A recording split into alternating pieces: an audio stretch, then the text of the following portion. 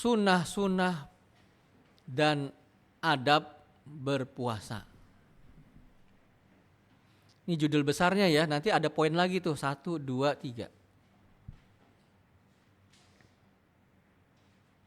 Sunnah-sunnah dan adab-adab berpuasa, titik 2, 1.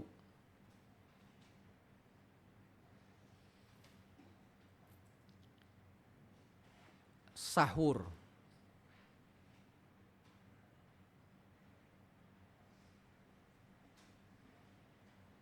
Ya.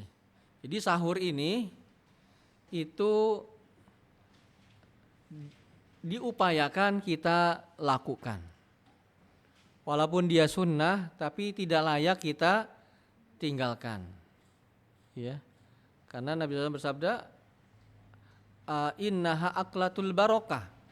Sungguhnya makanan sahur adalah makanan yang berkah, fala tada'uhu. Janganlah kalian meninggalkannya. Jadi upayakan kita melakukan sahur. Sebagaimana Nabi SAW memerintahkan, tasaharu fa inna fis sahuri barokah.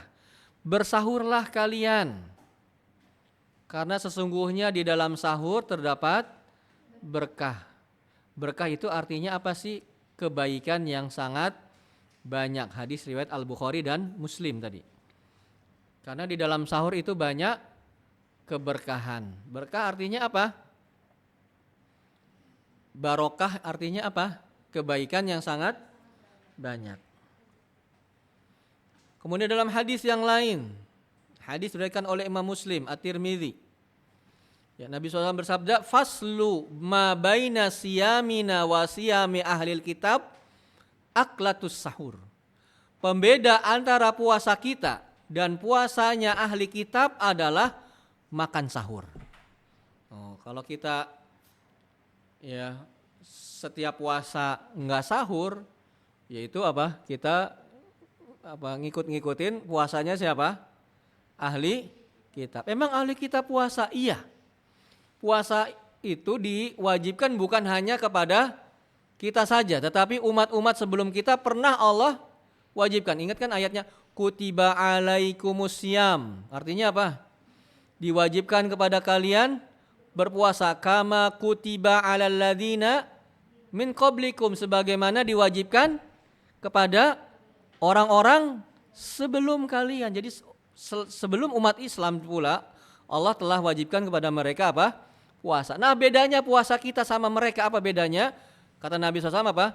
Perbedaan antara puasa kita dengan puasa ahli kitab adalah makan sahur. Jadi upayakan sahur, sengantuk apapun, sekenyang apapun, seenggak mood apapun, sahur. Walaupun cuman meneguk seteguk air misalnya, sahur.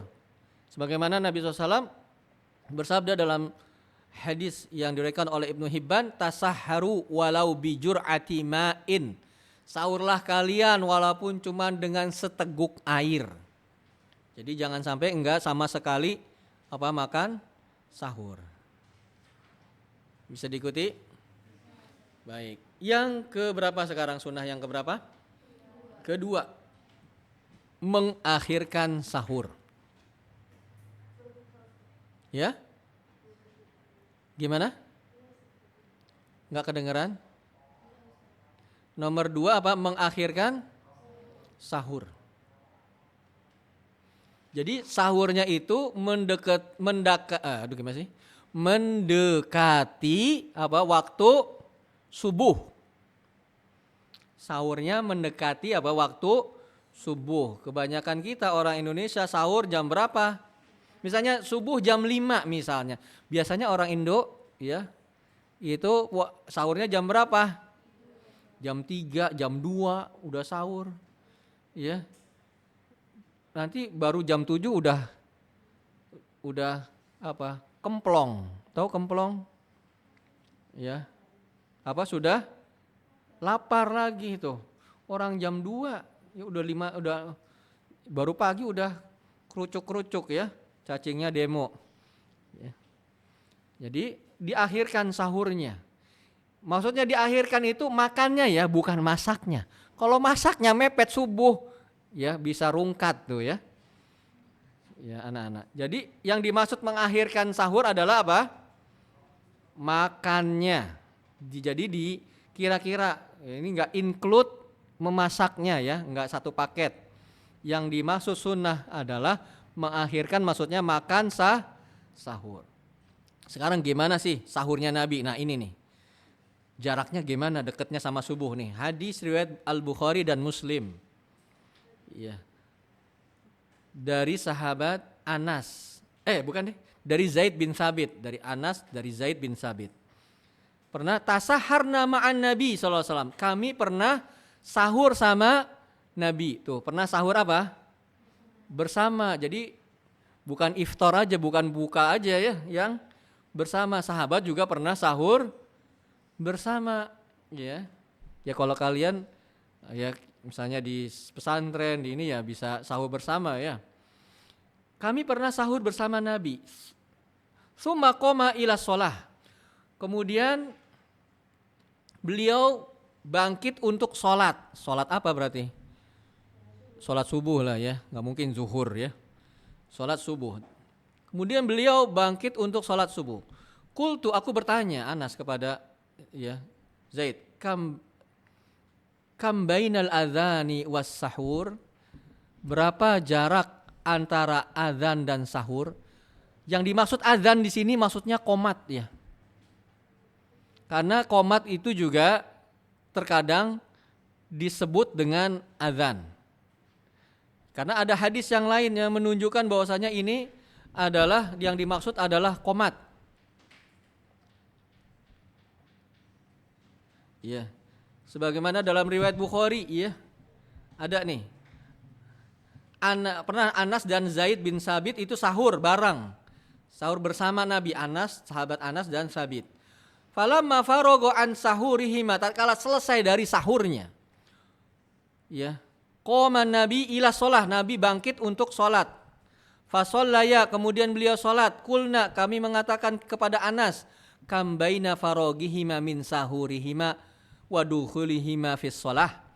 Berapa jarak antara selesai Nabi dari sahurnya kepada sholatnya. Jadi selesai sahur nih, sudah selesai makan minum sudah selesai. Kemudian dengan start waktu sholat subuhnya, berarti bukan adzannya ya, tapi apa yang dimaksud adalah adzan di situ adalah qomat. Beliau mengatakan qadra khamsina ayah. Kira-kira bacaan 50 ayat. Tuh. Antara selesai sahur sampai habis selesai sahur kan ada adzan kan. Habis adzan kan nunggu, enggak langsung qomat kan, nunggu sebentar. Kemudian qomat. Nah, dari selesai sahur sampai qomat itu berapa lama? Maka dijawab sekitar bacaan 50 ayat. Kalau satu halaman itu banyaknya berapa ayat sih kira-kira? Sekitar berapa ayat? Satu halaman 5, kayaknya panjang-panjang masa? Ya kalau panjang yang satu halaman satu ayat juga ada. Enggak ya, maksudnya banyakan satu halaman tuh kira-kira berapa ayat? Hah? 5 ayat? Masa sih? Satu halaman Al-Quran, coba kita buka mushaf Al-Quran, kira-kira ada berapa nih? Saya nih, surat Maryam nih. 1, 2, 3, 4, 5, 6, 7, 8, 9, 10, 11, 12, 13. Katakanlah 10 ya. Katakanlah 10, berarti sekitar berapa? 5 halaman. Jadi kalau kita baca Al-Quran 5 halaman kira-kira ya, ini perkiraan. Atau 50 ayat, itulah jarak antara selesainya sahur Nabi dengan apa? Sholat subuh. Begitu dekatnya jarak antara keduanya. Ya. Kalau saya dulu di rumah ya, jam 2 udah dibangunin. Jam 2. Makan enggak ini ya. Ya awal-awal sih ikut kan karena diomelin gitu kan. Maksudnya karena bukan malas, karena ini loh, sunnahnya itu diakhirkan.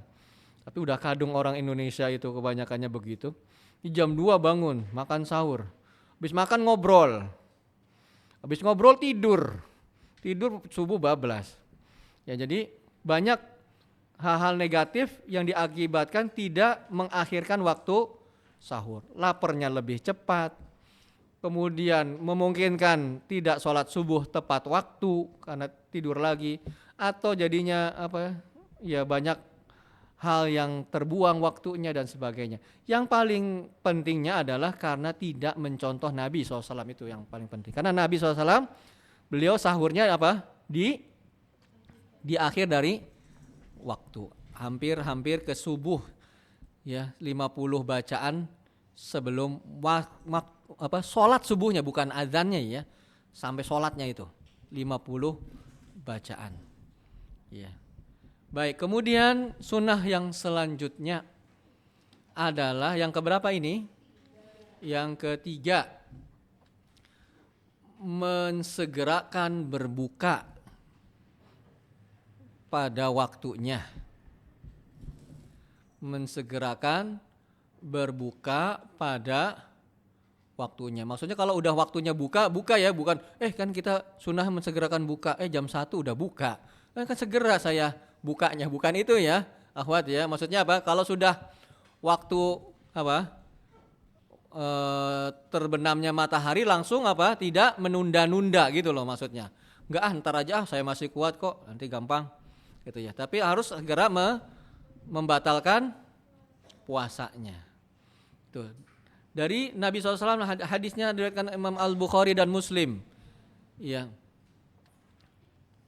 La yazalun nas bi khairin ma'ajjalul fitra. Manusia itu senantiasa dalam kebaikan selama mereka mensegerakan berbuka. Jadi manusia ini senantiasa dalam kebaikan selama mereka bersegera berbuka. Kenapa mereka dalam kebaikan? Karena mereka mentaati Rasulnya. Kata Rasulnya buka itu di awal, ya. Maka ketika seorang itu mentaatinya, itulah kebaikan di sana. Sebagaimana Nabi SAW dalam sebuah hadis diriwayatkan oleh Imam Al-Bukhari dan Muslim juga, idza ra'aitumul lail qad atbala min hahuna, kalau kalian melihat malam sudah datang dari sisi ini, ya, faqad aftaras shaim, faqad aftaras shaim, maka orang yang berbuka orang yang berpuasa telah berbuka. Maksudnya kalau sudah waktu malam tiba, yaitu bergantinya waktu dari masuknya terbenamnya matahari, maka itulah tanda orang yang berpuasa berbuka. Ya, ketika kita mentaati itu dan mensegerakan berbuka, maka kita masih berada dalam kebaikan. Gimana kalau bukannya nggak mau bersegera berbuka tapi di kendaraan nyari-nyari susah? Yang terpenting adalah niat untuk membatalkannya, begitu. Kalau dia dapatkan makanan atau minuman, segera dia buka puasanya. Bisa diikuti? Baik, sekarang nomor berapa? Nomor 4. Disunahkan berbuka dengan rutop, dalam kurung rutop itu? Kurma basah atau kurma kering maksudnya, atau air. Ya. Jadi sunahnya berbuka dengan apa? Kurma basah, disebutnya istilahnya apa? Rutop. Kalau nggak ada rutop kurma kering, tapi jangan yang kerontang ya, kering kerontang karena sakit gigi. Kemudian kalau nggak ada juga air. Jadi bakwan nggak masuk tuh. Ya, nggak ada. Yang pertama bakwan, kalau nggak ada baru kurma, kalau nggak ada baru teh manis. Jadi bukan begitu urutannya, bukan bakwan, gorengan, ya, kolak dan kawan-kawan, tidak begitu. Tetapi rutop, kalau nggak ada kurma, kalau nggak ada air, kalau nggak ada bersabarlah. Ya. Sebagaimana Nabi SAW juga begitu berbukanya. Hadis diriwayatkan oleh Imam Abu Dawud At-Tirmidzi. Kana Rasulullah SAW yuftiru ala rutobat.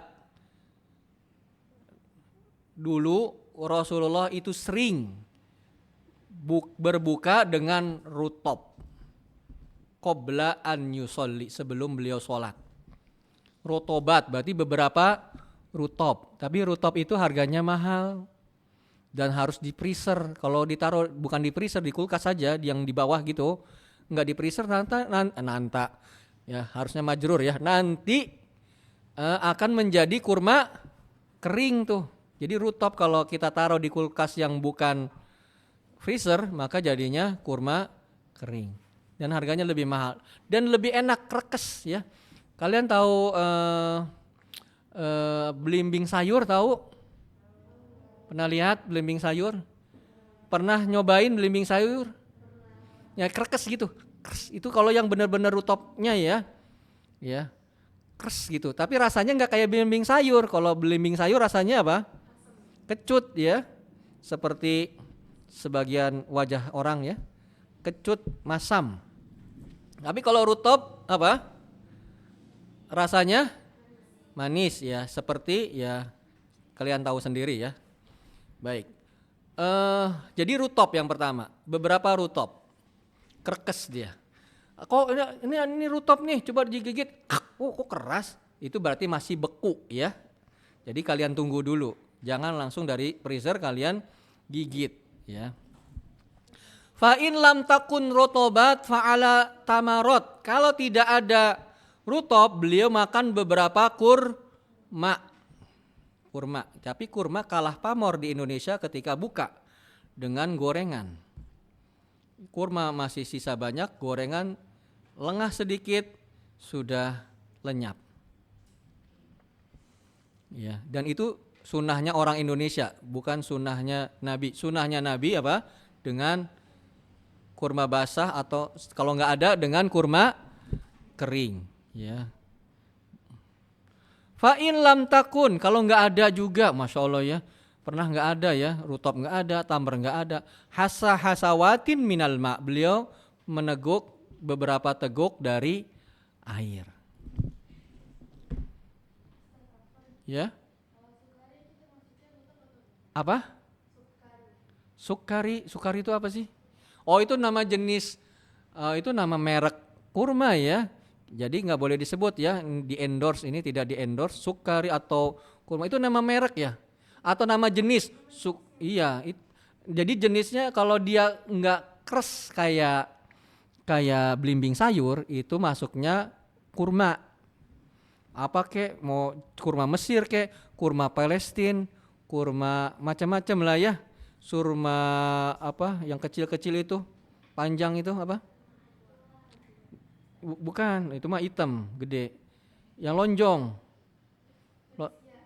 Ada ya kurma yang agak lonjong, tahu kalian? Enak juga sih. Ya itulah. Itu bukan itu maksudnya. Itu mah daerah-daerahnya. Maksudnya kalau kurma rutop itu kurma yang kerekes, yang basah. Kalau nggak gitu berarti masuknya kurma apa? Kering ya. Kurma yang kering. Bisa diikuti sampai sini? Yang apa aja, pokoknya rutop. Ya pokoknya kurma basah. Ya mau kurma inilah, kalau kurma macam-macam ya terserah. Yang penting dia sunnahnya kalau Nabi kurmanya kurma basah. Jenis, model itu nggak diatur dalam syariat ya. Yang diatur ini apa? Seperti ini. Nah ini yang jadi anak akhwat yang dirahmati Allah. Jadi waktu berbukanya Nabi itu lama apa sebentar? Sebentar, cuman beberapa rutop, kalau enggak beberapa kurma, kalau enggak beberapa teguk. Enggak kayak ya sebagian orang di negeri Konoha ya. Pertama ini dulu apa? Gorengan terus habis itu kurma satu doang, syarat aja biar sunnah. Syarat doang, itu juga kadang enggak habis. Habis itu kolak habis apa? Es teh habis, semangka makan. Ya itu udah full itu ya. Nah Nabi nggak begitu. Makan yang begitu kalau setelah apa? Setelah sholat apa? Pokoknya setelah sholat, setelah sholat apa, bukan ketika berbuka yang penting. Ringan berbuka itu makannya, enggak makannya seperti itu. Jadi apalagi muadzin ya, kadang-kadang, nah ini akhwat, kadang-kadang kita curiga muadzin itu telat karena itu pas buka dia nggak langsung azan, tapi dia makan gorengan dulu, kemudian apa, makan lemper, kemudian kolak, kemudian teh manis, kemudian jadinya lambat. Kita yang nungguin udah kerucuk-kerucuk ya perutnya. Ya ini belum azan-azan, ini waktunya udah masuk, ternyata muadzinnya ya dekat mic lagi duduk ya, kipas-kipas keringetan, ternyata sedang menyantap makanan seperti itu. Sunnahnya tidak gitu. Sunnahnya cuma ringkas.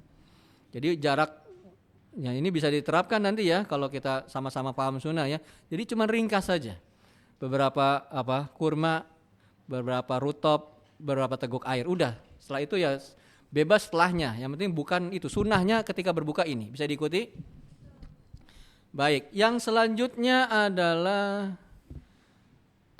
insya Allah kita akan lanjutkan pada pertemuan yang akan datang ya.